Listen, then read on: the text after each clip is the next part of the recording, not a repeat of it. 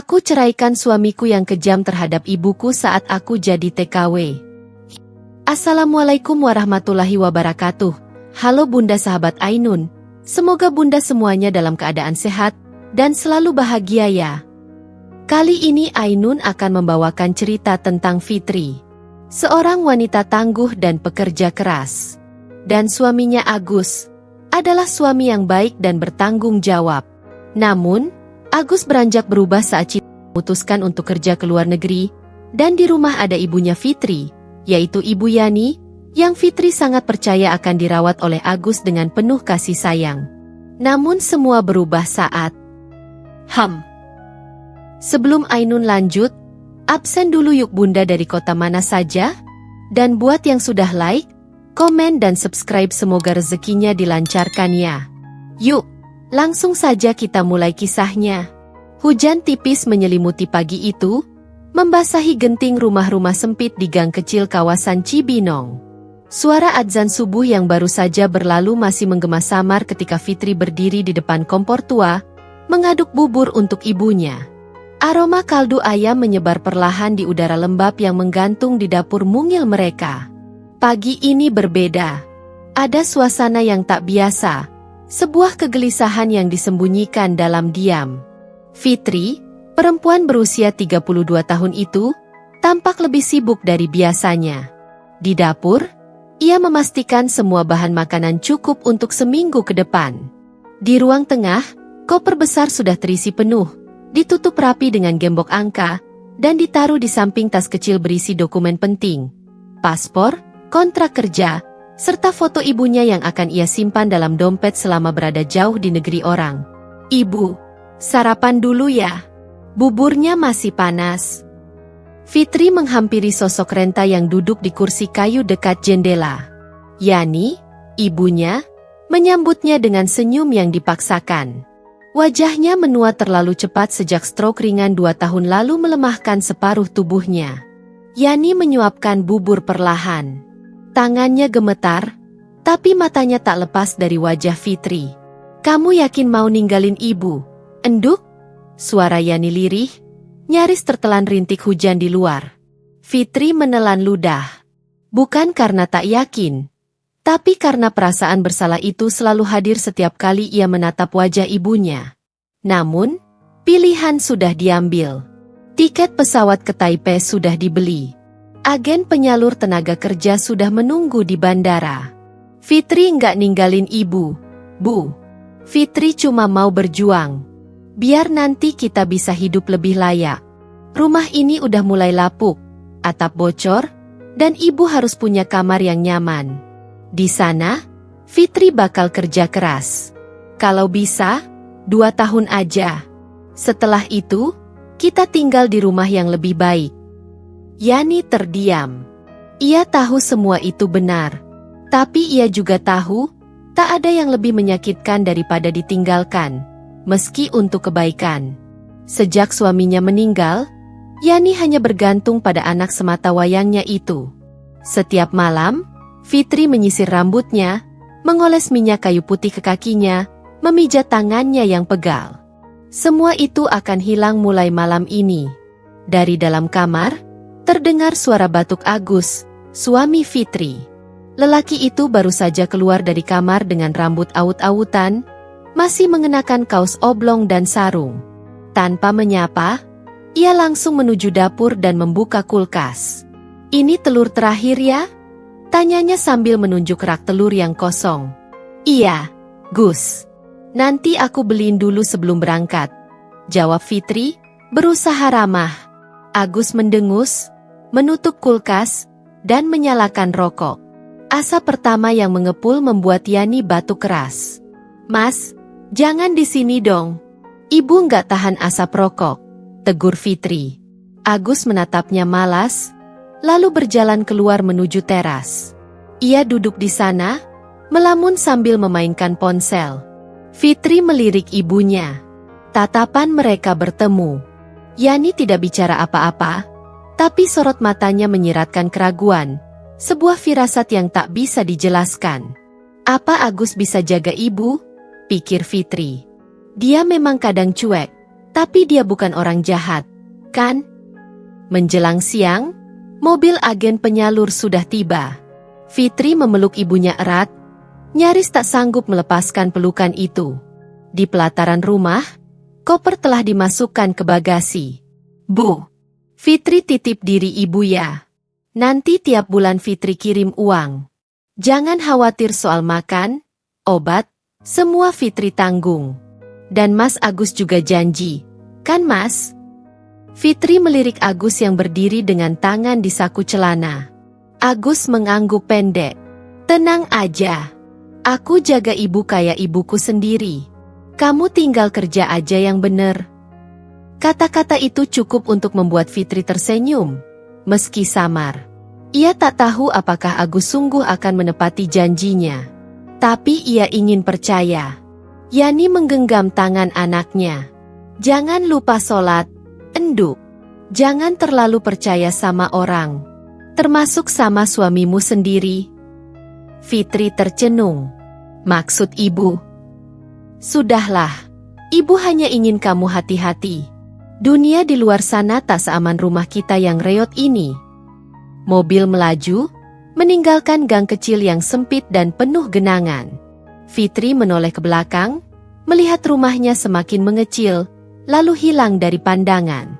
Ia menggenggam ponselnya erat, melihat wallpaper, foto Yani yang sedang tersenyum di depan rumah, dengan latar belakang tanaman gantung yang dirawat Fitri setiap pagi.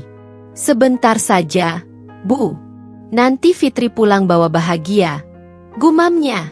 Namun jauh di dalam sana, di tempat paling sunyi dalam hatinya, perasaan ganjil itu mulai tumbuh. Ia tak tahu bahwa sesampainya di Taiwan nanti, bukan hanya kerinduan yang akan menyiksanya, tapi juga pengkhianatan yang perlahan menggerogoti dari rumah yang ia tinggalkan. Dan semua itu bermula dari harapan. Harapan yang terlalu tinggi, terlalu tulus, dan terlalu mudah dikhianati. Beberapa minggu setelah kepergian Fitri, suasana rumah masih terasa tenang. Agus menjalankan rutinitas dengan cukup baik, menyiapkan makanan sederhana untuk Yani, membeli obat bulanan, dan kadang mengantar sang ibu mertua ke posyandu lansia. Tetangga mulai melunak, menganggap Agus adalah menantu teladan. Namun, ketekunan itu tak bertahan lama. Di balik kebaikan sementara, ada benih kesombongan yang mulai tumbuh. Kiriman uang dari Fitri tiba dengan rutin. 10 juta rupiah setiap bulan, ditambah tambahan 2 juta untuk keperluan tak terduga. Dalam surat transfernya, Fitri selalu menyertakan catatan manis. Mas, ini untuk kebutuhan ibu ya.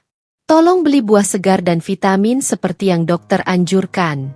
Aku percaya Mas tahu yang terbaik buat ibu. Doakan aku sehat di sini.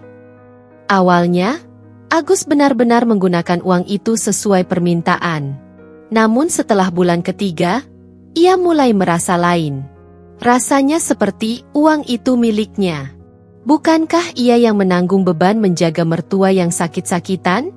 Bukankah ia juga butuh hiburan setelah kelelahan bekerja sebagai sopir freelance? Ia mulai mencicipi sedikit demi sedikit.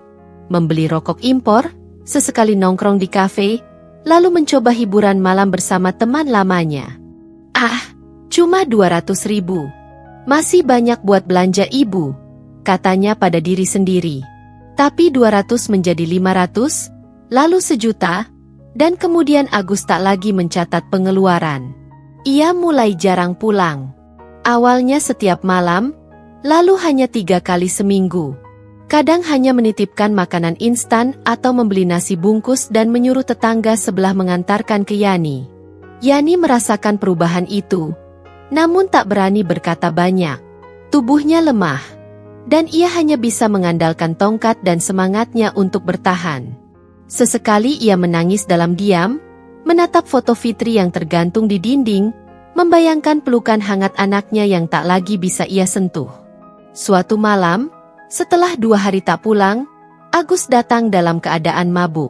Pakaiannya kusut, bau alkohol dan parfum murahan bercampur di tubuhnya. Mas, kamu dari mana aja? Tanya Yani pelan dari kursi rotannya. Ia tak bisa berdiri. Kakaknya yang tinggal di desa hanya bisa mengunjunginya sebulan sekali. Kini, ia sendirian. Agus menoleh malas. Ngapain nanya-nanya? Saya capek. Jangan cerewet.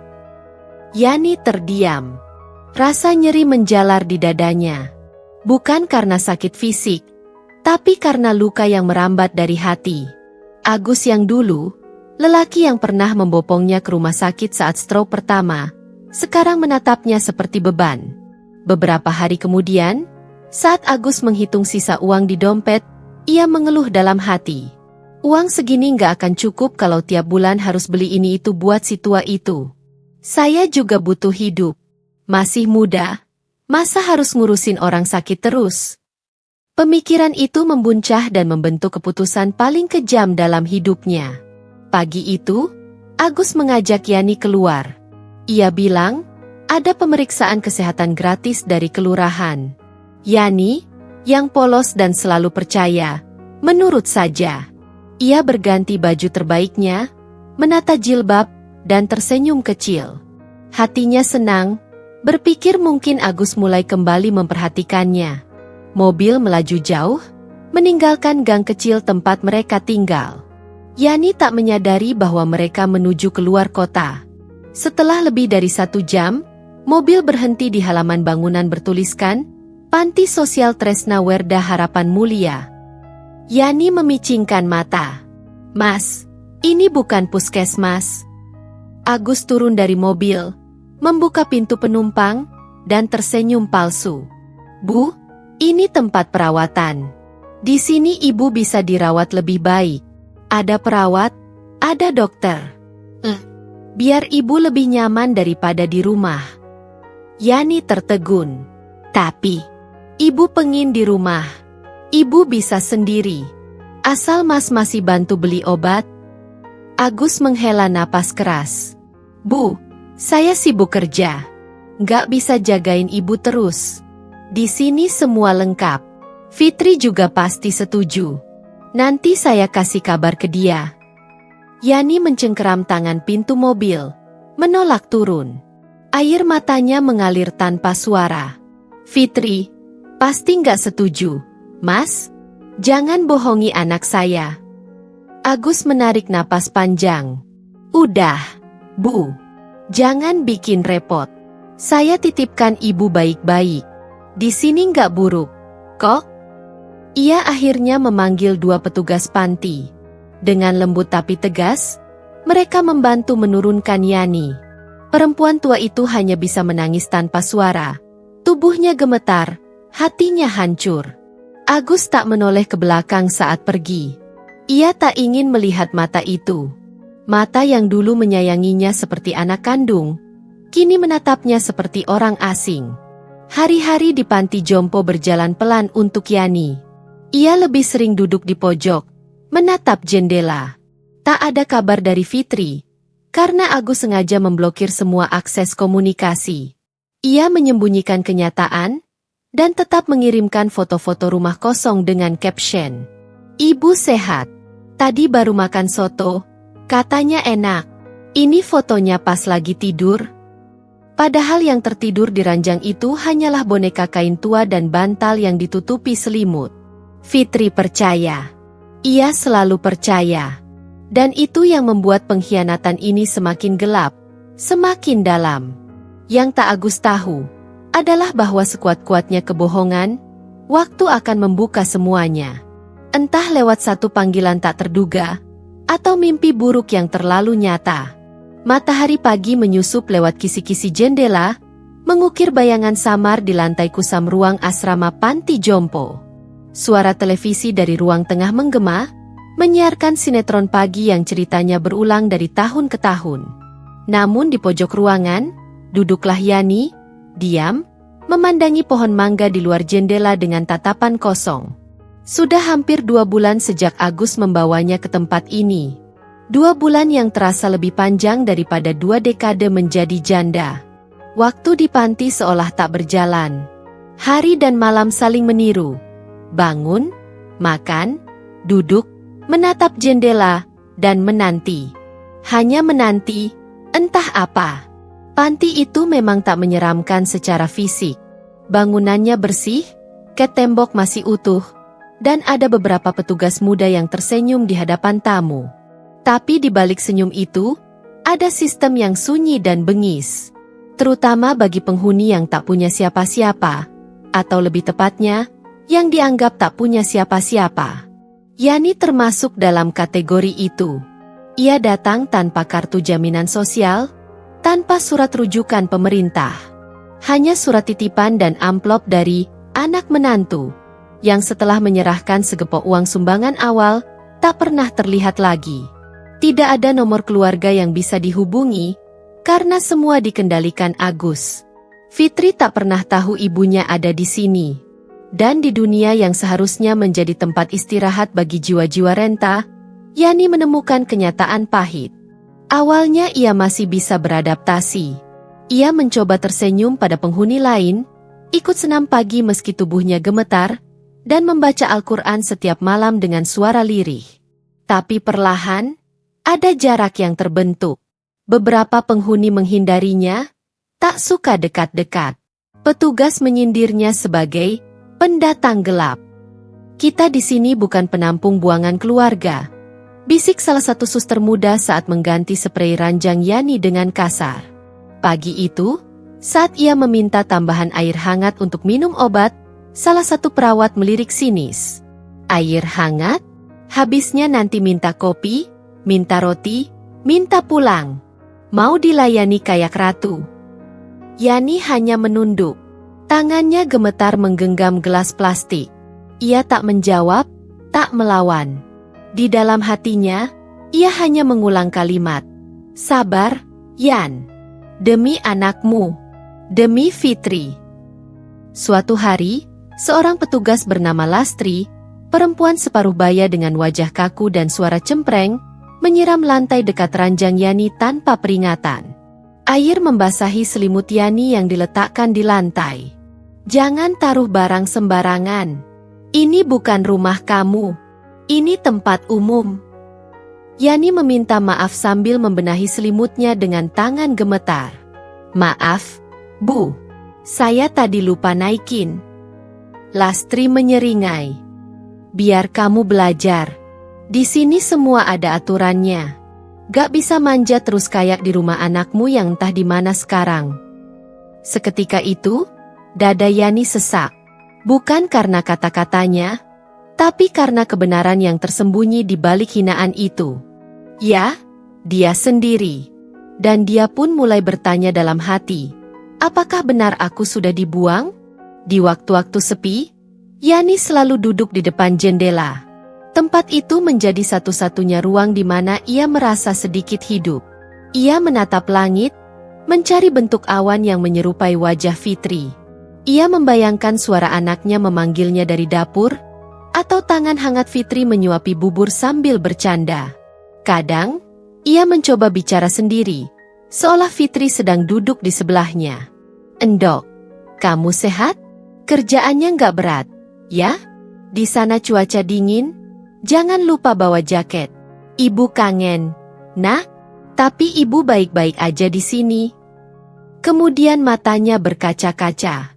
Tapi kalau kamu bisa dengar ibu sekarang, pulanglah, Endok.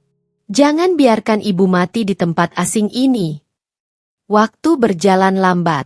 Beberapa penghuni panti meninggal dalam tidur. Petugas hanya memanggil ambulans, dan penghuni lain kembali sarapan seperti biasa. Kematian di panti bukan hal langka, tapi bagi Yani, itu menjadi pengingat. Mungkinkah ia pun akan menghilang diam-diam seperti mereka? Namun satu hal yang membuatnya tetap bertahan adalah harapan. Harapan bahwa Fitri akan kembali. Bahwa suatu hari akan terdengar suara sandal berdecit tergesa-gesa, dan pintu akan terbuka. Lalu Fitri memeluknya dan menangis di pelukannya. Dia tahu itu mungkin tak akan terjadi dalam waktu dekat. Tapi ia juga tahu, selama ia masih hidup, harapan itu akan tetap ia genggam, meski dengan jari-jari yang mulai kaku dan kulit yang mulai dingin. Dan untuk itu, ia akan tetap diam. Tak satu keluh pun ia kirimkan lewat surat atau doa. Ia lebih memilih sakit sendiri daripada membuat anaknya gelisah dari jauh. Sebab cinta seorang ibu tak mengenal jarak, bahkan tak mengenal pengkhianatan. Hari itu matahari bersinar cerah di langit Abu Dhabi, tetapi hati Fitri terasa kelabu. Di sela-sela waktu istirahat dari pekerjaannya sebagai asisten rumah tangga, ia membuka aplikasi keuangan di ponselnya. Tangannya gemetar saat menghitung. Ada yang tak beres. Kenapa tabungan cuma segini? Gumamnya lirih, menatap deretan angka yang seharusnya jauh lebih besar. Selama hampir 1 tahun bekerja, Fitri telah mengirim uang secara rutin ke rekening bersama yang dulu mereka buka sebelum keberangkatannya. Uang itu untuk kebutuhan ibu, biaya rumah, serta sedikit ditabung untuk masa depan mereka. Mungkin untuk membuka warung kecil atau merenovasi rumah. Namun angka yang tertera tak masuk akal. Bahkan setelah dikurangi biaya hidup dan keperluan bulanan, seharusnya masih ada sisa cukup banyak. Fitri memejamkan mata, mencoba mengingat. Ia mencatat dengan rapi semua pengirimannya, mencatat tanggal, jumlah, dan keperluan. Ia bukan perempuan yang ceroboh soal uang. Karena itulah ia tak bisa membiarkan rasa curiga ini terus bersarang di kepalanya. Malam itu, usai bekerja, ia mengirim pesan suara kepada Agus. "Mas, aku lihat saldo kita nggak sesuai. Uang yang kukirim selama ini kemana aja ya? Tolong dijelaskan, aku khawatir." Pesan itu tak langsung dibalas. Butuh waktu 2 hari hingga akhirnya Agus menjawab, dengan suara yang dibuat seolah lelah dan tertekan. "Fit, kamu kira ngurus rumah gampang? Harga-harga naik, listrik, air, makan ibu juga butuh banyak. Belum lagi aku juga harus kerja, butuh ongkos. Kamu jangan cuma bisa nanya doang dari sana." Fitri membaca dan memutar ulang pesan itu berkali-kali. Nadanya kasar, defensif. Tapi lebih dari itu, tak ada rincian, tak ada kejelasan. Hanya alasan umum yang tak menjawab apa-apa. Fitri menelan ludah. Hatinya mulai diliputi rasa tak nyaman. Bukan hanya karena jawaban Agus, tetapi juga karena getaran naluri seorang istri yang mulai menyadari adanya sesuatu yang disembunyikan. Beberapa hari kemudian, seorang tetangga mengirim pesan pribadi lewat Facebook. Pesan itu singkat, tapi membuat tangan Fitri bergetar. "Fit, maaf aku cuma mau nanya. Agus kamu sekarang sering banget kelihatan di tempat karaoke sama temen-temennya. Kamu tahu nggak?"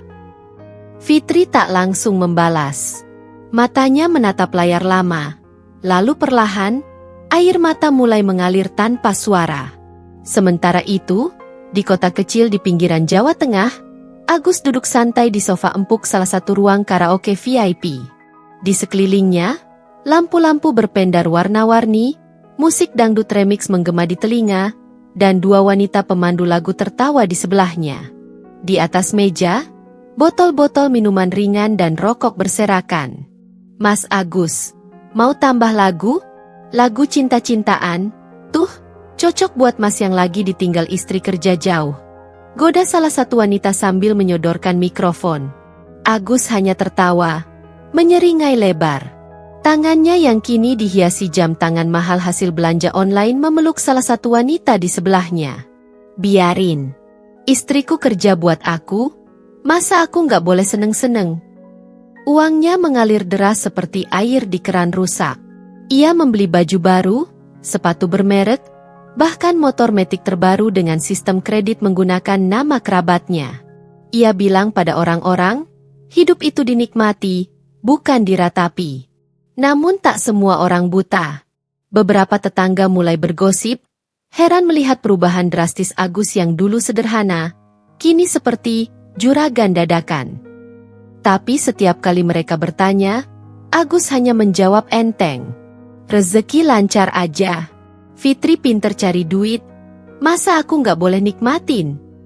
Namun di balik semua tawa dan kemewahan semu itu, Agus mulai merasa kebal terhadap rasa bersalah.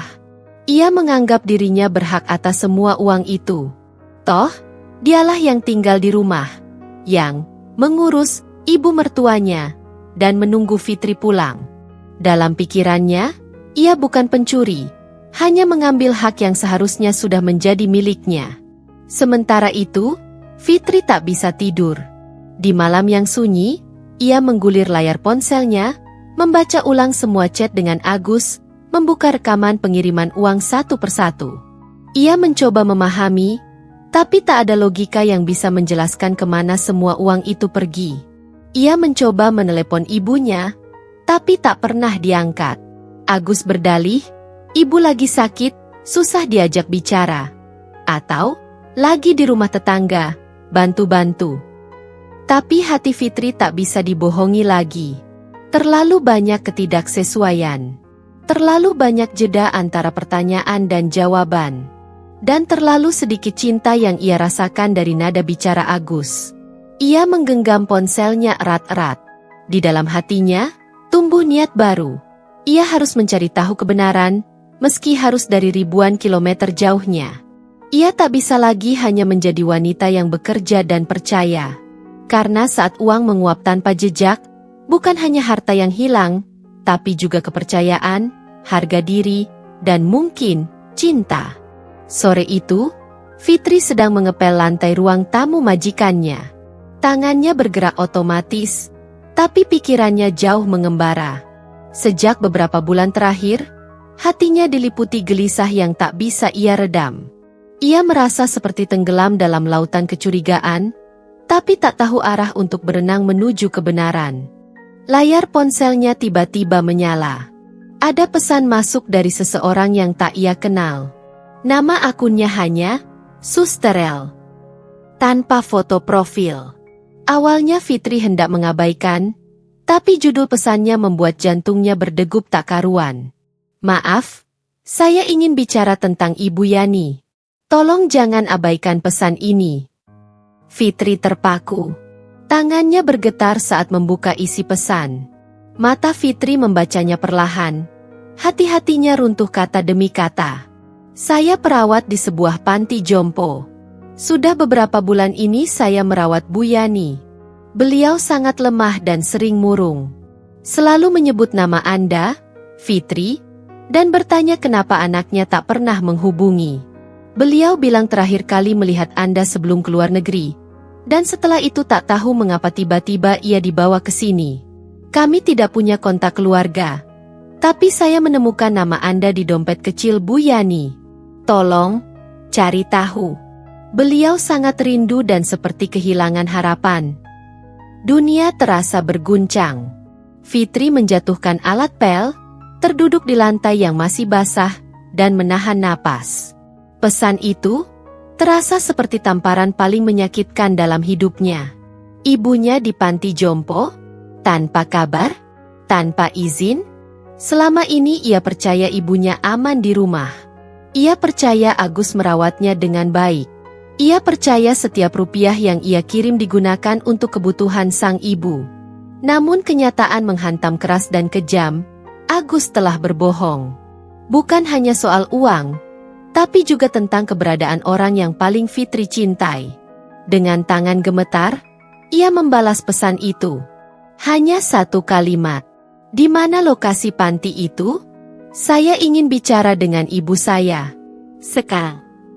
Tak butuh waktu lama. Pesan balasan datang dengan nomor panti dan instruksi bagaimana menghubungi langsung ke ruang tamu perawatan. Suster L memperingatkan, mereka harus hati-hati karena ada larangan dari pihak penitip untuk memberi akses keluar. Tapi karena iba, ia memberanikan diri. Dengan napas sesak dan dada bergemuruh, Fitri menekan nomor telepon itu. Terdengar nada tunggu. 1 dering, 2 dering, lalu terdengar suara wanita tua di ujung sana. Lirih, rapuh, seperti suara dari lorong waktu yang hampa. Halo? Ini siapa? Fitri membekap mulutnya, air mata langsung tumpah tanpa bisa dibendung. Ibu, ini aku, Fitri. Hening. Tak ada jawaban selama beberapa detik. Lalu terdengar suara terseduh yang pelan, nyaris seperti bisikan angin. Fitri? Ya Allah, Nak, kamu di mana? Nak? Kenapa kamu lama sekali nggak pulang? Tubuh Fitri lunglai. Ia menempelkan ponsel ke dadanya, seolah ingin memeluk suara ibunya dari ribuan kilometer jauhnya. Tangis mereka menyatu dalam panggilan yang memecah sunyi dan kepalsuan yang selama ini membelenggu. Maafkan Fitri, Bu. Maafkan aku. Aku tidak tahu. Aku kira ibu di rumah. Aku percaya pada Agus. Yani terisak. Suaranya terdengar begitu lelah, tetapi penuh kasih. Ibu nggak apa-apa, Nak. Ibu cuma bingung. Tiba-tiba saja ibu dibawa ke tempat ini. Katanya kamu setuju. Ibu nggak ngerti. Ibu cuma nunggu, terus nunggu. Sampai rasanya ibu lupa caranya berharap. Ucapan itu menghunjam hati Fitri. Perasaan bersalah, marah, kecewa, dan terluka bercampur jadi satu. Ia ingin terbang saat itu juga. Ia ingin memeluk ibunya, menjaganya, menggantikan setiap menit kesepian yang dialami wanita yang membesarkannya dengan air mata dan pengorbanan. Setelah menutup telepon, Fitri tak langsung kembali bekerja. Ia duduk berjam-jam di pojok kamar asisten, menatap kosong ke lantai. Dalam dirinya, badai berkecamuk. Agus telah mengkhianatinya. Bukan hanya sebagai suami, tapi sebagai manusia. Bagaimana bisa seorang lelaki yang ia percayai, ia cintai, tega membuang ibu mertuanya seperti sampah? Bagaimana mungkin ia bisa tidur nyenyak, bersenang-senang, sementara ibunya meringkuk di sudut panti dalam kesepian? Malam itu, Fitri mulai merancang langkah pertamanya. Ia menyimpan semua bukti. Screenshot pesan dari suster, rekaman panggilan telepon, daftar transaksi keuangan. Semuanya. Dia tahu, ini bukan hanya tentang menyelamatkan ibunya. Ini tentang mengambil kembali hidupnya, yang telah dicuri oleh kebohongan dan pengkhianatan. Babak baru akan dimulai. Dan Fitri bersumpah, apapun yang terjadi, ia akan pulang. Untuk ibunya. Untuk dirinya, dan untuk mengakhiri kezaliman yang selama ini ditutupi dengan kedok suami yang setia. Pesawat mendarat di Bandara Soekarno-Hatta tepat pukul 3 dini hari. Fitri berdiri di antara deretan penumpang lain yang pulang dengan harapan, namun dadanya justru sesak oleh amarah, kecewa, dan duka yang menyesakan. Ia tak membawa koper besar, hanya satu ransel berisi pakaian, dokumen, dan bukti pengkhianatan. Langkahnya cepat, tanpa sempat menoleh ke kanan atau kiri. Ia menolak tawaran taksi bandara dan lebih memilih mobil sewaan daring yang telah ia pesan sejak masih di atas pesawat. Tujuannya satu, panti jompo tempat ibunya dikurung selama berbulan-bulan dalam kesepian dan penderitaan. Langit masih gelap ketika mobil berhenti di depan gerbang panti jompo tua di pinggiran kota. Pagar berkarat dan cat dinding yang mengelupas membuat tempat itu tampak lebih seperti bangunan terbengkalai ketimbang tempat perawatan lansia. Fitri menatap papan nama yang usang itu dengan mata panas. Panti Asri Harapan Mulia, ironis, karena harapan seolah mati di sana. Ia menekan bel berkali-kali sebelum seorang petugas berjubah lusuh membukakan pintu dengan wajah setengah terkantuk. "Ada apa, Bu?"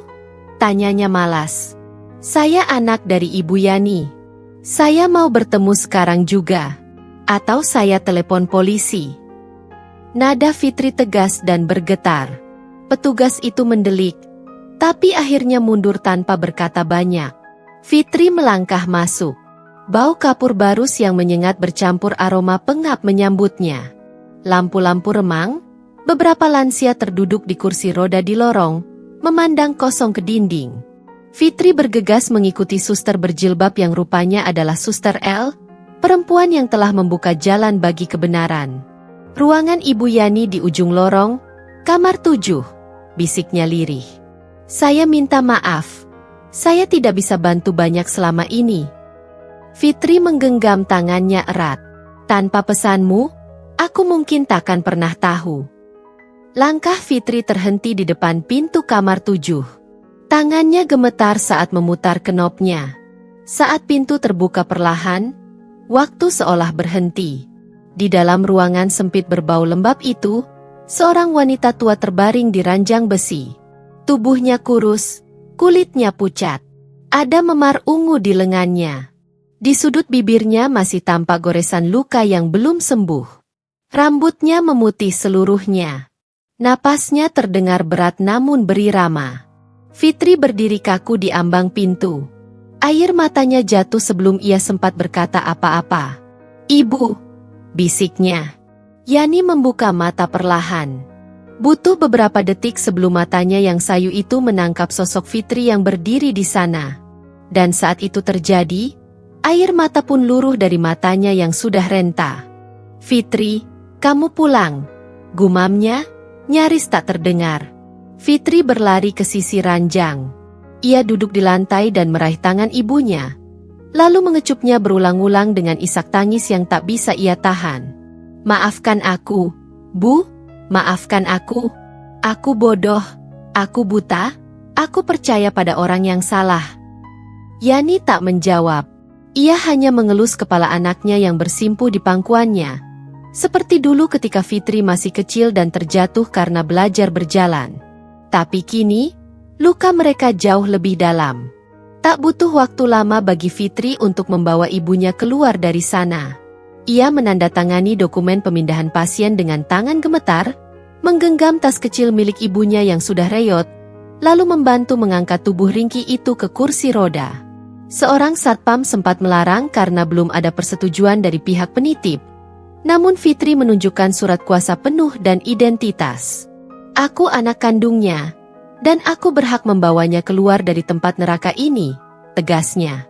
Pagi itu, Fitri membawa ibunya ke rumah sakit. Di ruang IGD, tim dokter menyambut mereka dengan sorot mata prihatin. Yani diperiksa menyeluruh. Hasilnya membuat Fitri semakin hancur. Dehidrasi, kekurangan gizi, memar di beberapa titik, serta tanda-tanda trauma psikologis berat. "Saya curiga beliau mengalami kekerasan atau intimidasi," kata dokter wanita yang menanganinya. "Kami akan laporkan ke pihak berwajib jika ibu bersedia." Fitri mengangguk pelan. "Saya ingin semuanya tercatat. Semua ini tidak boleh dibiarkan."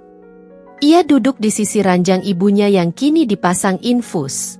Cahaya matahari masuk perlahan dari jendela kamar rumah sakit, menyinari wajah Yani yang lebih damai dibandingkan sebelumnya, meski masih pucat. "Ibu tahu?" tanya Fitri lirih. "Selama ini aku percaya Agus merawat ibu. Aku kirim uang tiap bulan untuk ibu, tapi ternyata dia..." Yani menoleh perlahan. Suaranya lirih, tapi menggetarkan. "Ibu tahu dia bukan orang jahat waktu kamu nikah dulu. Tapi kekuasaan dan uang bisa ubah siapa saja. Ibu gak pernah salahin kamu, nak." Fitri menunduk, mencium tangan ibunya. "Aku janji, Bu. Setelah ibu sembuh, kita mulai dari awal. Aku yang rawat ibu. Aku yang akan berjuang." Wajah Yani melembut. "Itu sudah cukup buat ibu." Namun tekad Fitri tak berhenti di sana. Saat ibunya tertidur, ia keluar dari kamar dan membuka ponsel. Tangannya membuka galeri berisi foto-foto luka Yani, rekaman suara dokter, tangkapan layar percakapan, serta bukti transaksi bank yang menunjukkan aliran dana ke rekening pribadi Agus yang tak pernah ia tahu. Ia membuka aplikasi pesan dan mengetik satu kalimat, dikirim ke seseorang dari masa lalu yang kini bekerja sebagai pengacara. "Kamu bilang dulu kalau aku butuh bantuan hukum. Aku bisa hubungi kamu. Sekarang aku butuh. Ini soal pengkhianatan, penelantaran orang tua, dan penipuan. Aku siap bawa ini ke jalur hukum."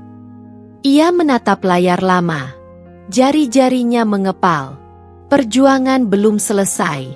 Tapi kali ini, Fitri tak akan diam. Ia akan bangkit, bukan hanya sebagai anak, tapi sebagai perempuan yang menolak diinjak oleh kebohongan dan pengkhianatan. Hari itu, langit mendung, seakan ikut menahan napas atas apa yang akan terjadi. Fitri berdiri di depan rumah yang selama ini ia bangun bersama Agus. Rumah yang dulu dipenuhi harapan, kini terasa asing dan dingin. Ia menarik napas dalam-dalam sebelum mengetuk pintu dengan keras.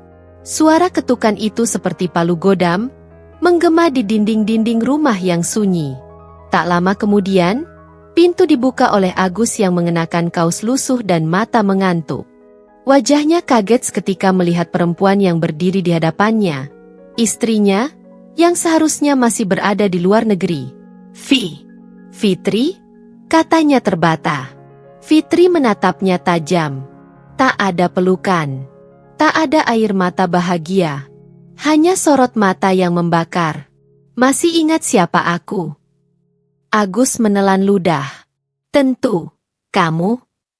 Jangan jawab sekarang. Kita bicara di dalam. Aku punya banyak hal yang ingin aku terangkan padamu.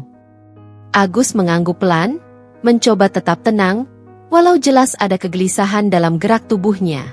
Fitri masuk tanpa melepas sepatunya, duduk di ruang tamu yang tampak berantakan, botol minuman berserakan, sisa makanan cepat saji di atas meja.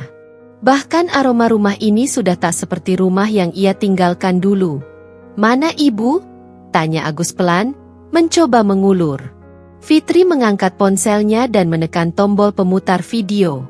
Muncul wajah Yani yang terbaring lemah di rumah sakit, lengkap dengan memar di tubuh dan suara dokter menjelaskan kondisinya. Agus menegang. Aku bisa jelaskan. Jelaskan? Kamu mau jelaskan apa? Fitri memotong. Suaranya tajam, namun nadanya tenang. Lebih menakutkan daripada amarah yang meledak-ledak. Bahwa kamu tega menitipkan ibu kandungku ke tempat yang lebih mirip penjara ketimbang panti? Bahwa kamu pakai uang yang aku kumpulkan dengan keringat dan air mata buat foya-foya? Bahwa kamu membiarkan ibu dipukuli dan kamu bahkan tidak pernah jenguk? Agus mencoba berdalih. Aku tertekan. Fit, kamu pergi terlalu lama. Aku nggak kuat urus semuanya sendiri. Aku butuh ruang buat napas. Lagi pula, panti itu, mereka janji akan rawat ibu dengan baik. Aku juga kirim uang tiap bulan. Kirim uang dari mana? Fitri menyela. Ia mengeluarkan selembar kertas dari map di tasnya. Ini printout rekening koran. Semua kiriman dariku masuk rekeningmu. Tapi tak ada Rp1 pun yang disalurkan ke panti. Aku cek semua mutasinya, Gus. Semuanya habis buat kamu. Buat karaoke, belanja elektronik, bahkan kamu sempat transfer ke perempuan lain. Siapa dia? Agus berdiri, panik. Fitri, kamu salah paham. Itu hanya teman. Aku cuma kesepian. Fitri menatapnya tanpa emosi. Kesepian? Sementara ibuku di sana, tidur dengan tikar compang-camping, makan 2 kali sehari, dipukul petugas hanya karena tidak cepat saat mandi? Kau menyebut dirimu kesepian sementara aku terjaga setiap malam, bekerja 2 shift, demi kamu dan ibu. Suasana tegang. Agus mencoba mendekat. Fit, aku salah, aku akui. Tapi aku menyesal. Kita masih bisa perbaiki semua ini. Aku akan tebus kesalahanku. Fitri berdiri, menatap langsung ke mata Agus. Kamu pikir ini soal minta maaf dan selesai begitu saja? Ia menyalakan ponselnya. Layar menunjukkan rekaman suara Agus dari pesan suara malam sebelumnya. Rekaman yang ia dapatkan dari penyelidikan Suster L dan petugas panti yang diam-diam merekam saat Agus pernah datang untuk membayar orang agar diam. Fitri memutar rekaman itu keras-keras. Gue bayar lo tiap bulan, jadi lo urus itu nenek tua tanpa banyak omong. Kalau dia cerewet, kasih obat tidur atau apalah. Jangan sampai Fitri tahu. Gue males drama. Agus pucat. Kamu menyadap aku? Bukan aku, tapi karma. Fitri membuka ponsel dan menelepon seseorang. Tak lama, suara pria terdengar dari speaker. Halo, Fit. Aku sudah siap dengan semua bukti. Tinggal kamu bilang kapan kita ke kantor polisi. Agus mundur 1 langkah. Siapa itu? Pengacaraku. Kita akan tuntut kamu atas penelantaran orang tua, penggelapan dana, dan kekerasan tidak langsung terhadap lansia. Aku juga akan laporkan semua pembelian dan transfer mencurigakan ke KPK kalau perlu. Agus menjatuhkan tubuhnya ke sofa. Tangannya gemetar. Fitri, jangan begini. Aku salah. Iya. Tapi kita bisa selesaikan secara kekeluargaan. Fitri tersenyum tipis. Getir. Selesaikan secara kekeluargaan? Waktu kamu buang ibuku seperti sampah. Kamu pikir aku masih anggap kamu keluarga? Agus tertunduk. Ia menangis. Tapi air mata itu tak berarti bagi Fitri. Luka di tubuh ibunya tak bisa diseka dengan tangisan palsu. Dan luka di hatinya terlalu dalam untuk sembuh hanya dengan permintaan maaf. Kau tahu, ucap Fitri pelan, aku pernah mencintaimu. Aku pernah percaya padamu sepenuhnya. Tapi hari ini, aku hanya melihat pria pengecut yang menjual rasa kemanusiaan demi kenyamanan hidup. Ia mengambil tasnya. Sebelum keluar, ia berkata tanpa menoleh. Besok pagi aku ajukan gugatan cerai. Lusa, laporan pidana akan masuk. Dan minggu depan, semua orang akan tahu siapa kamu sebenarnya. Pintu dibanting pelan. Bukan karena emosi. Tapi karena akhir dari segalanya telah diketuk dengan pasti. Agus terduduk, sendirian. Rumah itu kini sunyi seperti kuburan. Tapi berbeda dengan kematian, ini adalah hidupnya sendiri yang ia kubur dengan tangannya. Bab 8, Laporan Polisi. Hujan deras mengguyur atap kantor polisi pagi itu. Langit kelabu, seolah menjadi saksi dari luka yang hendak dibuka kembali. Bukan untuk menyakiti, tapi untuk disembuhkan melalui keadilan. Fitri melangkah masuk ke ruang pelaporan dengan langkah tegap. Di sampingnya, duduk pengacaranya, seorang perempuan tangguh bernama Ratri, yang telah ia kenal lewat rekomendasi relawan panti jompo. Meski jantungnya berdegup kencang, Fitri tahu ini adalah langkah yang tak bisa lagi ia tunda. Nama terlapor? Tanya petugas dengan suara datar. Agus Rahmadi. Suami saya, jawab Fitri pelan, tapi pasti. Ratri menambahkan, kami melaporkan 3 hal. Penggelapan dana kiriman dari luar negeri yang seharusnya untuk perawatan ibunda klien kami, kekerasan tidak langsung terhadap lansia, dan intimidasi melalui pihak ketiga terhadap korban, Yani, yang saat ini masih dirawat di rumah sakit. Fitri menyerahkan berkas yang telah dipersiapkan. Rekaman suara, bukti transfer, foto-foto kondisi Yani, serta laporan medis dari rumah sakit. Petugas yang semula bersikap biasa, kini mulai menunjukkan keseriusan. Ia menatap satu demi satu bukti dengan alis berkerut. Ini bukan main-main, Bu. Bukti-buktinya lengkap. Kita akan proses secepatnya. Fitri mengangguk. Di dadanya ada gemuruh perasaan. Lega, marah, hancur, dan tegar, semuanya berbaur jadi satu. Tapi satu hal yang pasti, ia tidak akan mundur. Kabar laporan itu menyebar cepat. Dalam hitungan hari, tetangga, teman-teman masa kecil, bahkan mantan rekan kerja Agus mulai membicarakannya. Dulu, Agus dikenal sebagai suami yang setia. Suami, mandiri, karena istrinya bekerja di luar negeri. Orang-orang memuji kesabarannya mengurus rumah, padahal kebenarannya jauh lebih gelap. Wah, ternyata Agus begitu. Ya, padahal kalau di pos ronda gayanya alim banget. Bisik seorang ibu di warung. Dulu dia suka bilang, istri saya kerja keras, tapi saya di sini jadi kepala keluarga.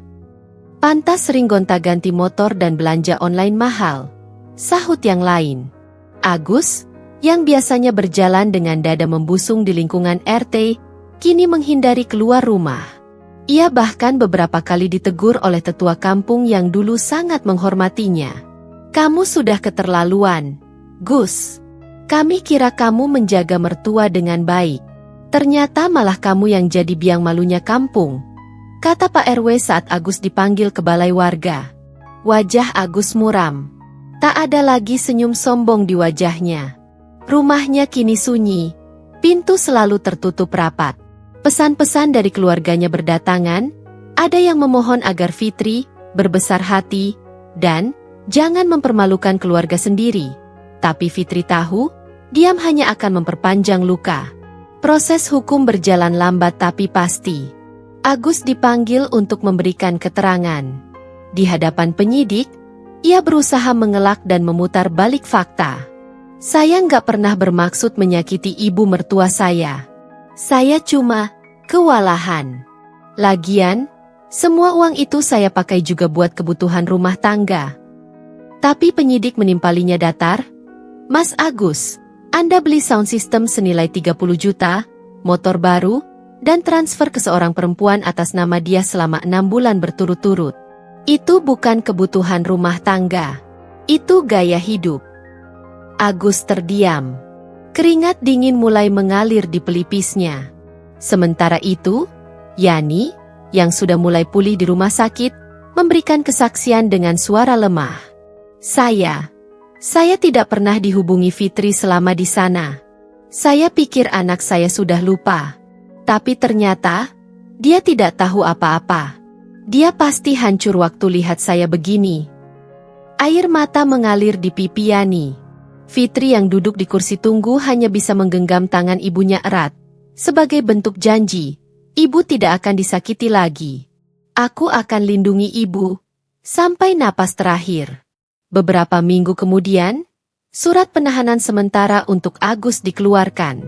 Tuduhan penggelapan dan kekerasan terhadap lansia masuk dalam kategori serius. Agus panik. Ia mencoba menghubungi Fitri melalui saudara-saudaranya, tapi semua pesan itu hanya dibaca, tak ada balasan. Ratri menutup semua jalur komunikasi langsung dari pihak Agus. Kita tidak bermain dengan kompromi. Ini tentang martabat manusia, ucapnya tegas. Fitri, meski hatinya berkecamuk, tetap pada pendiriannya. Ia mulai diwawancarai oleh media lokal sebagai bagian dari kampanye perlindungan lansia dan pekerja migran. Wajahnya muncul di berita daring, bukan sebagai korban, tapi sebagai pejuang. Di salah satu wawancara, ia berkata, "Saya mungkin hanya satu dari ribuan perempuan yang bekerja di luar negeri, meninggalkan rumah demi masa depan. Tapi bukan berarti kami tidak punya hak untuk memastikan keluarga kami diperlakukan manusiawi. Ini bukan tentang balas dendam. Ini tentang keadilan." Dan malam itu, saat semua menjadi tenang, Fitri duduk di samping tempat tidur ibunya di rumah sakit. Ia membelai rambut Yani yang mulai memutih. "Ibu, semua akan baik-baik saja. Aku janji. Sekarang ibu nggak sendiri lagi." Yani menggenggam tangan anaknya. "Kamu anak yang kuat, Fitri. Tapi jangan lupa, kamu juga berhak bahagia. Jangan cuma berjuang sendirian." Fitri menatap lampu malam yang redup. Di balik luka dan perjuangan panjang, satu cahaya mulai menyala pelan-pelan. Keadilan sedang dalam perjalanan. Dan Fitri tak akan berhenti melangkah. Suasana ruang sidang terasa berat, dipenuhi bisik-bisik pelan dan tatapan penuh rasa penasaran dari para hadirin. Fitri duduk di bangku saksi, matanya tak lepas menatap ibunya, Yani, yang kini tampak lebih lemah namun penuh keberanian. Yani akan memberikan kesaksian pertamanya di depan hakim, jaksa, dan terdakwa, suaminya sendiri, Agus. Ketika hakim mempersilakan Yani untuk berbicara, suara yang keluar dari bibirnya bergetar halus. Setiap kata yang terlontar bagai pisau tajam menembus dinding ruang sidang. Saya merasa seperti hilang dalam dunia yang asing. Di sana, saya bukan lagi seorang ibu, bukan lagi manusia yang pantas mendapatkan kasih sayang.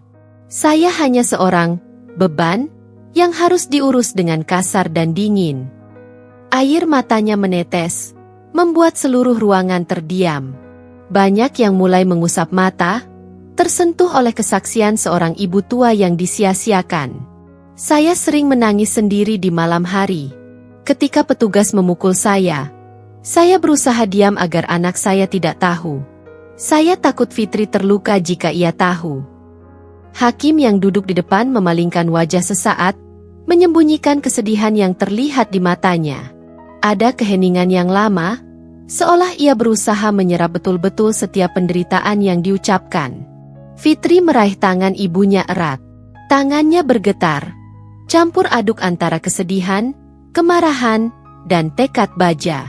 Ia tahu bahwa suara ibunya saat ini adalah suara ribuan orang yang juga tersiksa dalam diam.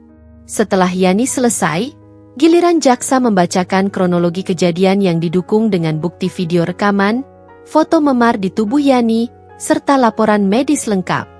Agus duduk terpaku, wajahnya pucat dan berkeringat dingin. Ia mencoba menatap Fitri, namun tidak berani. Ketua Majelis Hakim bertanya kepada Agus, bagaimana saudara menanggapi semua tuduhan ini? Agus menggenggam kursi. Suaranya bergetar, mencoba membela diri. Yang mulia, saya mengakui ada kesalahan dalam mengatur keuangan. Saya menyesal. Tapi saya tidak pernah bermaksud menyakiti ibu mertua saya. Hakim memandang tajam. Tuduhan ini didukung oleh bukti kuat dan kesaksian langsung dari korban. Bagaimana saudara menjelaskan memar dan luka-luka yang ada? Agus tergagap, keheningan memenuhi ruang sidang. Semua mata tertuju padanya. Sementara itu, Fitri merasakan beban berat yang bertahun-tahun terpendam mulai terlepas. Air matanya jatuh tanpa bisa ditahan saat mendengar pengakuan ibunya dan kesaksian dari jaksa. Sesaat setelah persidangan berjalan, seorang saksi lain dipanggil. Suster L, perawat panti jompo yang menyelamatkan Yani, menceritakan bagaimana Agus memerintahkan staf panti untuk mengabaikan kondisi Yani, bahkan memberikan obat penenang berlebihan agar wanita tua itu tidak banyak membuat masalah. Suara suster pecah ketika ia menyebutkan bagaimana Yani sering menjerit kesakitan, namun perintah Agus membuat mereka tak berani menolong lebih. Persidangan berlangsung berjam-jam, berulang kali Fitri harus menarik napas dalam-dalam untuk menahan tangis. Tapi kekuatan datang dari dalam hatinya. Ini bukan sekadar tentang dirinya atau ibunya, tapi tentang keadilan bagi semua yang pernah disakiti secara tak terlihat. Ketika hari beranjak sore, persidangan ditutup sementara. Hakim berjanji akan memutuskan perkara ini dengan adil. Fitri menggenggam tangan ibunya, mengusap kepala yang mulai menua itu dengan lembut. Ia tahu, perjalanan masih panjang, tapi hari ini adalah babak awal kemenangan mereka. Di luar ruang sidang, wartawan menunggu dengan pertanyaan. Fitri hanya tersenyum tipis. Air mata masih membasahi pipinya. Ini bukan tentang balas dendam, katanya pelan. Ini tentang keberanian untuk berdiri dan berkata, aku pantas mendapatkan keadilan dan kasih sayang. Malam itu, ketika Fitri dan Yani pulang ke rumah sakit, mereka duduk bersama menguatkan satu sama lain. Luka lama memang belum sembuh, tapi api semangat untuk hidup dan memperjuangkan kebenaran telah menyala lebih terang dari sebelumnya. Hari itu langit tampak kelabu. Awan-awan menggantung rendah seolah menunggu keputusan yang akan mengubah hidup banyak orang. Ruang sidang utama gedung pengadilan negeri penuh sesak oleh para awak media, keluarga korban, dan pendukung keadilan. Fitri berdiri di sisi ruang sidang, wajahnya tegas dan matanya penuh harapan. Majelis hakim yang dipimpin oleh seorang wanita bijak dan berwibawa membuka sidang dengan suara tegas. Setelah menimbang segala bukti dan mendengarkan keterangan para saksi serta terdakwa, majelis hakim menyatakan terdakwa, Agus Rahmadi, terbukti secara sah dan meyakinkan bersalah atas penggelapan dana, kekerasan terhadap lansia, dan tindak intimidasi. Getaran halus memenuhi ruangan saat hakim melanjutkan. Majelis hakim menjatuhkan hukuman penjara selama 5 tahun kepada terdakwa, dan wajib membayar ganti rugi kepada korban atas kerugian material dan imaterial yang diderita. Suara ketukan palu hakim menggema, menandai akhir dari babak kelam dalam hidup Fitri dan ibunya. Namun, bagi Fitri, itu adalah awal dari kehidupan yang baru. Setelah sidang usai, Fitri menghadap panitera untuk menyelesaikan proses perceraian secara resmi. Surat-surat di tangan mengukuhkan bahwa ia telah resmi bukan lagi istri dari pria yang telah mengkhianati sumpahnya. Saya ingin memastikan bahwa semua dokumen ini selesai hari ini, kata Fitri dengan suara tenang tapi penuh tekad. Saya ingin hidup bebas dari bayang-bayang pengkhianatan dan luka masa lalu. Proses perceraian berjalan lancar.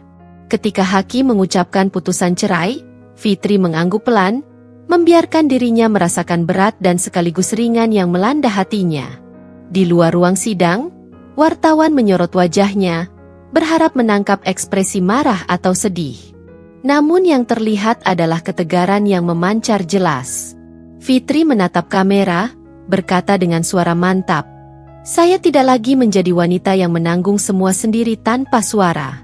Ini adalah hak saya, hak ibu saya, dan hak semua yang pernah disakiti. Saya memilih hidup dengan kebebasan dan cinta yang tulus." Kembali ke rumah, Fitri menggendong ibunya yang kini mulai pulih, dengan penuh kasih sayang yang tak pernah putus. Ia membelai rambut Yani, menghapus sisa-sisa luka dan kesedihan. "Sekarang, ibu adalah prioritas utama saya," ujar Fitri. "Kita akan jalani hidup bersama, tanpa rasa takut dan tanpa kebohongan." Yani tersenyum lemah. Air mata kebahagiaan mengalir di pipinya yang keriput. "Kamu anak yang luar biasa, Fitri. Aku bangga padamu." Hari-hari berlalu, Fitri membuka sebuah usaha kecil-kecilan dengan modal bantuan dari teman-teman dan para relawan yang tergerak oleh perjuangannya. Usahanya bergerak di bidang catering sehat, sebuah impian yang sudah lama ia pendam sebelum harus pergi jauh meninggalkan tanah air. Setiap pagi, Fitri dan Yani duduk bersama sarapan di balkon rumah sederhana mereka. Suara tawa mulai kembali menghiasi rumah itu, menggantikan kesunyian dan kepedihan yang dulu menyelimuti. Kehidupan baru yang sederhana, tapi penuh harapan dan cinta sejati, menjadi hadiah terindah setelah perjalanan panjang penuh luka dan perjuangan. Di suatu sore yang tenang, Fitri menatap horizon dari jendela, memejamkan mata, menghirup udara segar yang terasa lebih ringan. "Kita sudah melewati badai, Ibu. Sekarang saatnya kita menikmati matahari yang cerah." Yani menggenggam tangan anaknya erat. "Dan aku akan selalu di sini, menyemangati setiap langkahmu." Mereka tahu, perjalanan hidup belum berakhir. Tapi dengan keadilan yang ditegakkan dan hati yang penuh cinta, tidak ada yang tak bisa mereka hadapi bersama. Kehidupan Fitri mulai berubah arah. Setelah melalui badai yang menghancurkan jiwa dan raga, ia mengambil keputusan besar yang penuh keberanian, tidak kembali ke luar negeri. Ia memilih menetap di kampung halamannya, menyusuri jalan yang dulu penuh kenangan, kali ini dengan tekad yang baru. Di balik segala luka, Fitri menemukan kekuatan untuk membangun kembali hidup yang sempat hancur. Rumah sederhana yang dulu penuh kehangatan, kini kembali dipenuhi oleh langkah-langkah kecil penuh harapan. Fitri membuka sebuah warung kecil yang menjual makanan sehat hasil kreasi dan resep keluarga. Warung itu ia beri nama Rasa Kasih. Sebuah simbol cinta yang ingin ia tularkan kepada banyak orang. Tak lama, warungnya mulai dikenal di kalangan tetangga sebagai tempat yang tidak hanya menyediakan makanan, tetapi juga tempat berbagi cerita dan tawa. Sementara itu, Yani perlahan menyesuaikan diri dengan kehidupan baru yang penuh kasih. Trauma masa lalu memang tidak serta-merta hilang. Namun senyum kecil mulai kembali menghiasi wajahnya yang keriput. Fitri dengan sabar merawat ibunya, tak pernah lelah menguatkan dan mendampingi setiap langkah pemulihan. Pagi-pagi sekali, Fitri selalu membangunkan Yani dengan secangkir teh hangat dan sarapan sederhana. Mereka duduk di teras rumah, menikmati udara pagi sambil berbincang tentang hari yang akan dijalani. Momen-momen kecil itu menjadi obat paling mujarab untuk hati yang lelah. Di kampung, Fitri tidak hanya membangun usaha, tetapi juga membangun jejaring persahabatan yang kuat. Para tetangga yang sebelumnya hanya saling sapa seadanya kini menjadi pendukung setia. Banyak yang terinspirasi oleh keteguhan hati Fitri dan perlahan mulai membuka mata akan pentingnya memperhatikan orang tua serta perempuan yang berjuang sendiri. Namun, proses pemulihan bukan tanpa tantangan. Kadang Fitri merasa lelah menghadapi tatapan penuh simpati, bahkan cemoohan dari sebagian orang yang dulu mengenal Agus sebagai sosok yang tampak sempurna. Tapi Fitri sudah belajar untuk tidak lagi membiarkan kata-kata itu meruntuhkan semangatnya. Suatu sore, saat Fitri sedang menyapu halaman, ia didatangi oleh seorang wanita muda dari desa sebelah. Wanita itu tampak ragu namun penuh harap. Bu Fitri, saya dengar kisah ibu. Saya juga mengalami hal yang hampir sama, tapi saya takut bicara, ucapnya lirih. Fitri tersenyum hangat, mengulurkan tangan. Jangan takut, nak. Setiap suara yang berani keluar akan menjadi kekuatan bagi banyak orang. Mari kita saling bantu. Sejak hari itu, warung Rasa Kasih tak hanya menjadi tempat makan, tapi juga pusat kecil pemberdayaan perempuan. Fitri mulai mengadakan pertemuan rutin, tempat para wanita berkumpul, berbagi cerita, dan belajar bersama bagaimana membangun hidup mandiri. Sedangkan Yani, semakin hari semakin membaik. Wajahnya yang dulu sering muram kini kerap menampakkan kerutan kebahagiaan. Dalam hening malam, saat Fitri membacakan buku cerita atau mengusap rambut ibunya, Yani seringkali berkata dengan suara lembut, "Terima kasih sudah membawaku kembali ke hidup, Fitri. Kamu adalah anugerah terindahku." Fitri mengangguk, hatinya penuh haru. Ibu yang kuat, kita akan terus melangkah bersama. Tak akan ada lagi luka yang tersembunyi. Kehidupan baru mereka memang sederhana, tapi terasa penuh makna. Fitri belajar bahwa rumah bukan hanya bangunan, melainkan tempat di mana cinta dan pengertian tumbuh subur. Di bawah sinar mentari yang mulai cerah, Fitri dan Yani menatap masa depan yang mereka rajut sendiri, dengan tangan penuh kasih dan hati yang tak pernah menyerah. Malam itu, udara kampung terasa begitu hening. Hanya terdengar desiran angin yang mengusap lembut dedaunan dan gemerisik daun kering di halaman rumah sederhana Fitri. Di dalam ruang tamu, lampu temaram menyorot wajah-wajah yang sudah tak muda lagi, tapi penuh cinta dan kehangatan. Fitri duduk di samping ibunya, Yani, yang perlahan menutup matanya setelah hari yang melelahkan. Rambut Yani yang dulu hitam kini telah berubah menjadi perak, memancarkan keindahan waktu yang telah mereka lalui bersama. Penuh luka, tawa, dan pengharapan. Dengan lembut, Fitri meraih tangan ibunya yang keriput, merasakan setiap denyut kehidupan yang masih bersemayam di sana. Matanya mulai berkaca-kaca, sebuah campuran antara rasa syukur dan kesedihan yang dalam. Suara Fitri bergetar. Aku tahu selama ini aku terlalu sibuk mengejar kehidupan di tempat yang jauh, sampai lupa hal terpenting. Bahwa cinta dan pengorbanan seorang anak tak pernah bisa tergantikan oleh apapun.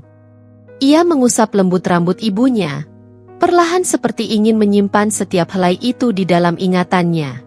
Mulai hari ini, aku yang akan jaga Mama. Seumur hidupku, aku berjanji akan membuat hari-hari Mama penuh dengan cinta yang selama ini Mama layak dapatkan.